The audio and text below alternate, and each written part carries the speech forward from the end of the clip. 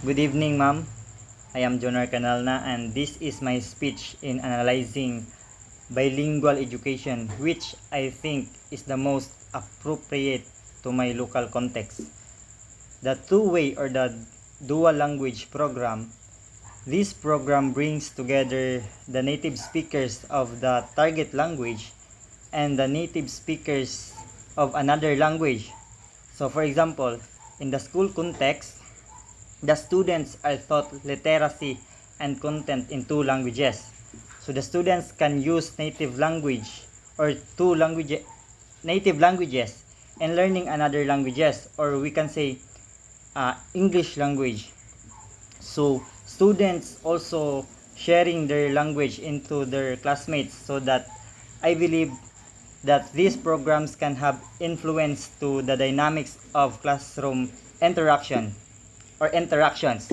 So these programs are designed to promote bilingualism, biliteracy, and students can be able to learn cross-cultural inside the diverse or different school environment. So with these programs, I believe that students can develop proficiency in both languages. So students can develop positive cross-cultural attitudes and behaviors, and students can understand the culture of another students. So it integrates native speakers of both languages that is used. So these programs focuses on maintaining and developing the native language while learning English language at the same time.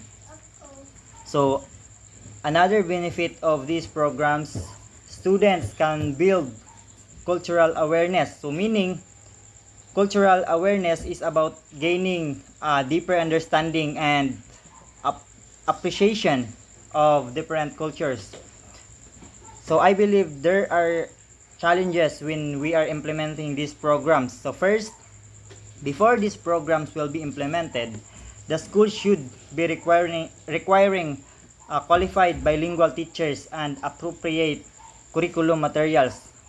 Next is the success of the students with this program will be depends on the strong support of the parents or the family, and the teachers and administrators.